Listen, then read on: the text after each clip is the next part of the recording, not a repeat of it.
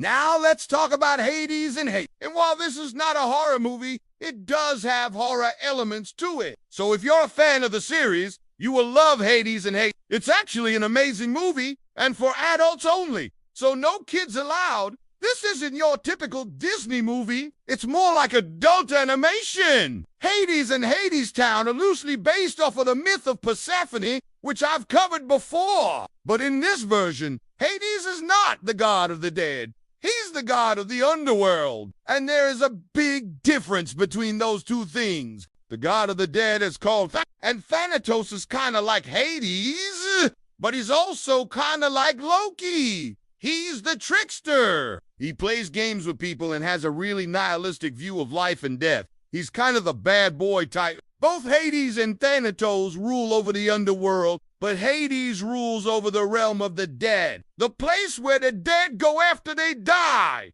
And Thanatos rules over death itself, the act of die. Hades and Hades Town is set in the time of ancient Greece. Now, back in the day, people didn't know what happened to people after they died. They had no idea that there was a place called Elysium or Valhalla or any of these other places. And they certainly didn't know about hell. So most people assumed that after they died, that was it. They were done. They just went into the ground and became dirt. Well, that's exactly what happens to most people. But occasionally, someone gets special treatment, especially if they're related to a god or a hero. In this case, we have Orpheus, who is a great musician, and when he dies, he doesn't go into the ground. Instead, he goes to the underworld. When he gets there, he finds out that he can leave whenever he wants.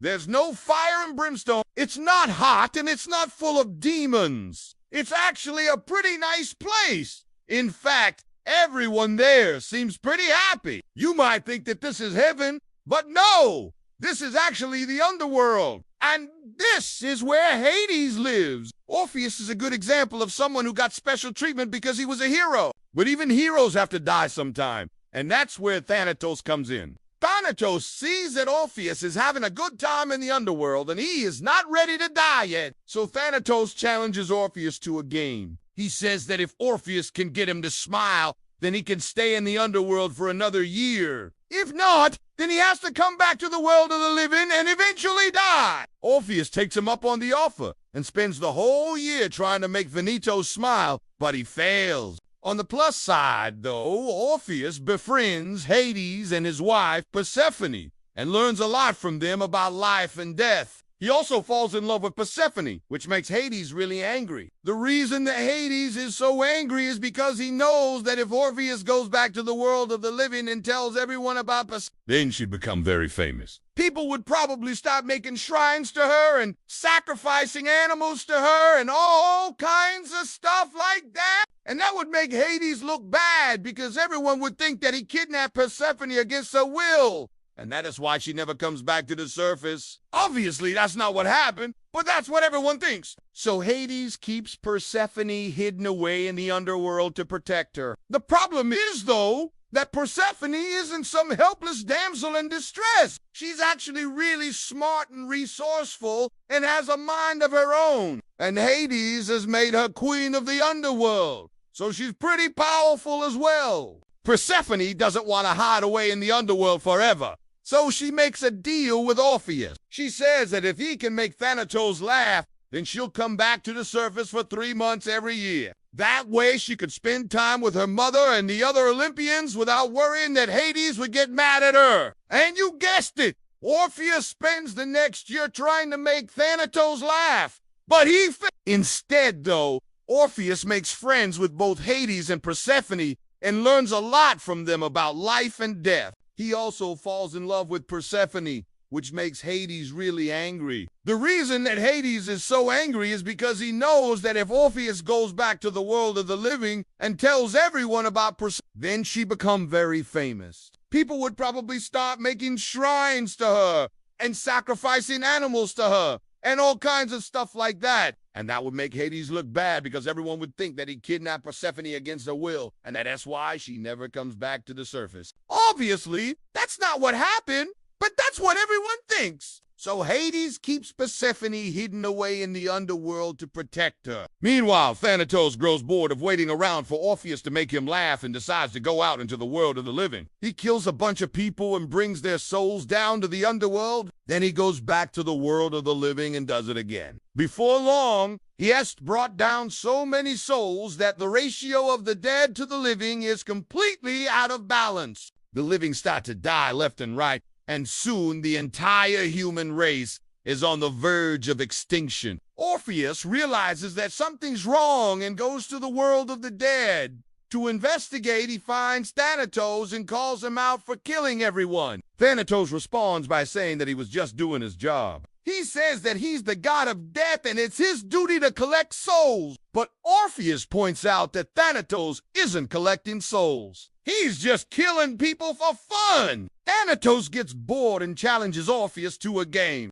If Orpheus can make him laugh, then Thanatos will stop killing people. If not, then Thanatos will kill Orpheus and bring him back to the world of the living, where he can continue to try and make Thanatos laugh. Orpheus accepts the challenge, but he's not very good at making people laugh. Then Persephone steps in and says that she'll make Thanatos laugh. Persephone tells a joke that's so funny that Thanatos can't help but laugh. He immediately stops killing people and returns all of the souls that he has collected back to the world of the living. Then he goes back to the world of the dead and continues to try and make Hades laugh so that Persephone can come back to the surface for 3 months every year. Now, if you've seen the movie, then you've probably noticed that it's not exactly the same as the myth. For one thing, Thanatos is a major character in the movie, and in the myths, he's hardly mentioned at all. Also, Hades and Persephone aren't married in the movie. In the myths, they are. But the movie does a great job of showing how the relationship between Hades and Persephone developed into a romantic one, and it also shows how their relationship is a lot like Thanatos and Orpheus's relationship. All 4 of them are kind of like brothers.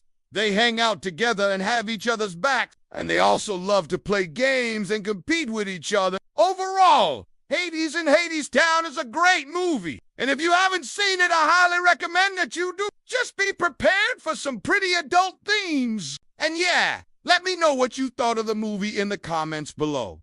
Did you like it? Did you hate it? And what did you think of the animation style? Now, speaking of animation, I've been working on my own animated series for the past few years. It is called The Adventures of Proto-Man, and it is about the original human and his robot servant. One episode that I'm working on right now is called The Caveman and the Robot, and it takes place 2,000 years before the events of the first episode. And this episode is definitely more horror-themed. It has everything from dinosaurs to cave bears to saber-toothed tigers and even a Tyrannosaurus Rex. The story is about a caveman who stumbles upon a cave full of robots, and he has to team up with one of them in order to survive. I've already finished writing the script, and I'm about halfway done with the animation. So if you want to see the finished product, then subscribe to my channel and turn on notifications.